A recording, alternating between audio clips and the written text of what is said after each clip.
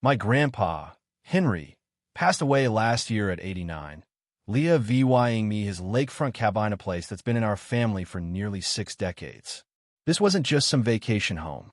It's where I learned to dog paddle in the shallows, where I reeled in my first trout, where every major family milestone unfolded under the shade of towering oaks. I can still see Grandpa Henry on the dock at dawn, coffee mug in hand, squinting at the water to predict the day's weather. The property's a gem, 2 acres, 80 feet of pristine shoreline, an old boathouse Grandpa built in the 70s, and massive oaks he planted when he bought the land. One gnarled oak, etched with a metal marker, stakes out the western boundary. Grandpa was a retired CIVYL engineer, a man who'd mapped county lines for 40 years. Property boundaries? He knew them better than most surveyors. I've been tending the place for years, fixing dock planks, repainting the boathouse, clearing storm debris. To me, it wasn't just land. It was Grandpa's legacy, my tether to him. Last Friday, I drove up CRAVYing a quiet weekend. Work had been a grind, and I needed the lake's calm. But as I crunched into the gravel driveway, something fell off. Noise, laughter, music drifted from the shoreline. I rounded the house, and my jaw dropped. A family of 5 had turned my dock into their personal beach club. Chairs, huge umbrella, a speaker blaring pop hits, coolers scattered around. Their kids splashed in the water, and they'd shove my paddleboard and kayak aside to make room for their gear. For a second, I wondered if I'd driven to the wrong place. But not as was Grandpa's cabin.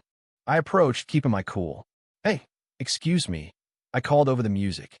"This is private property. There might be a mix-up." The mom, Lisa, looked up from her magazine, sliding her sunglasses up her head.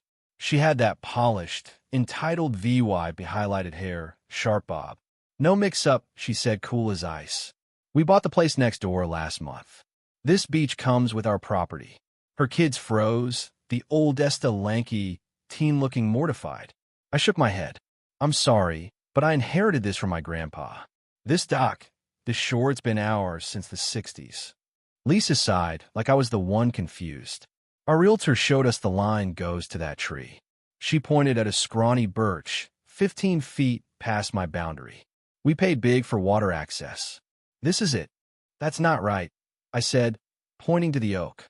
"The line's at that oak," with a marker. "Everything this side's mine." She rolled her eyes. "Our paperwork says otherwise." "You're mistaken." Her husband, Greg, barely glanced up from his phone, just nodding along. I took a breath. "Let me grab my documents. We'll sort this out."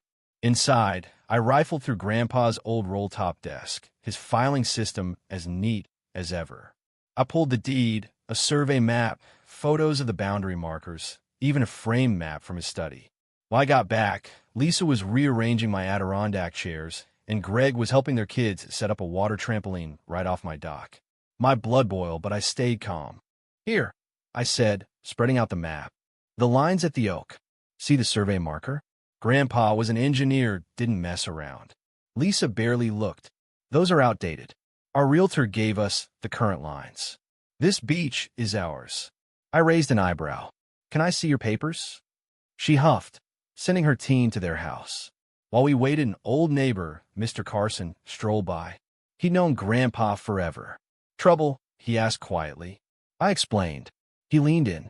"They've been here 3 weekends, already fighting with folks over jet skis and noise. Greg's some big shot exec. They act like they own the lake." The teen returned with a folder.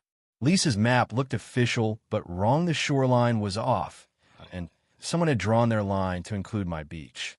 "This doesn't match county records," I said, pointing out the flaws. "The oak's been the marker since '65. There's a metal spike in it." Lisa waved me off. "Our realtor guaranteed this access. We paid for it. Do you know who my husband is? Regional director for a major firm. We have connections." Greg finally chimed in. "Look, we're just enjoying our weekend. This is ours, per what we were told." I stood firm. "This is my property. Please pack up and move past the line." Lisa crossed her arms. "We're not going anywhere. You're trespassing on our access. I'm calling the sheriff if you don't leave." Her son cringed. "Mom, maybe check with the realtor?" "Be quiet," she snapped. They kept setting up Greg, even started assembling a grill on my dock. Neighbors watched from their yards. "Don't set that up," I said sharply. "This isn't your dock." Lisa smirked, dialing her phone. "I'm done. You're harassing us." I nodded. "Call them. I've got everything here." She kept pushing, MOVYing my kayak paddles and life vests, replacing them with their toys. "Those are mine," I said. "If they're on our property, they're illegal," she shot back. 30 agonizing minutes later, a sheriff's truck rolled up. Sheriff Daniels, who'd fished with Grandpa, walked down, scanning the scene. "Afternoon," he said. "What's the issue?" Lisa pounced. "We own next door, and this beach is ours, but he's trying to kick us off." I handed over my documents. I inherited this from my grandpa. He was meticulous, set the markers himself. The lines at the oak. Daniels nodded. "I remember Henry. Careful man." He studied my papers, then asked for Lisa's. Her confidence didn't waver as she handed them over. Daniels frowned, pulling out his phone to check the county's GIS map. After a moment, he looked at Lisa. "Ma'am, county records show the lines at the oak. This beach and dock aren't yours." Lisa balked. "That's impossible. Our realtor said we had access." Daniels examined her map closer. "This looks altered. The shoreline's wrong." "Who's your realtor?" Greg, now worried, mumbled some new agency in town. Mr. Carson piped up. "That agent advertising lake properties online? He's got complaints for lying about waterfronts." Daniels nodded. "We've heard about him. I'll follow up." He turned to me. "Show me the marker." I led him to the oak, where Grandpa's metal spike gleamed. "Matches the records," Daniels said, then faced the family. "You're trespassing. Pack up and move to your property." Lisa fumed. "We paid for access." Daniels was patient. "You have access down there, that rocky strip." "Not here." Greg looked gutted. "Our realtor walked us here, said this was ours." "Take it up with them," Daniels said. "Maybe get a lawyer. But now, you need to leave." They packed up, the teen quietly returning my gear, whispering sorry. I overheard Greg mutter, "This ruins everything. Where do we put the dock extension?" My stomach dropped. He'd planned to build on my dock. Daniel stayed until they were gone, then pulled me aside. "Document everything. Send a formal boundary letter. These things can escalate."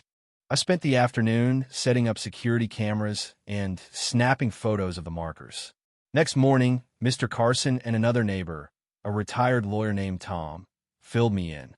"That realtor scammed others," Tom said. "Tells buyers they're getting prime shoreline when it's barely a sliver." I shook my head. "They thought they bought this." Tom snorted. "Don't feel too bad. They brag at the marina about building a fancy dock here because it's deeper water. They knew their claim was shaky, just bet you wouldn't fight." I dove into researching water rights, learning their dock plans would have needed unapprovable permits. I filed more county paperwork to lock in my boundaries. The next weekend, I hosted neighbors for a lakeside barbecue, reclaiming the dock. Lisa and Greg watched from their side, their realtor there, gesturing wildly. Mr. Carson brought cookies and a story. Your grandpa faced a developer in the 80s trying to steal shoreline. Henry showed up with 40 years of records and shut it down. Weeks later, a letter from their lawyer arrived, demanding clarification on water rights.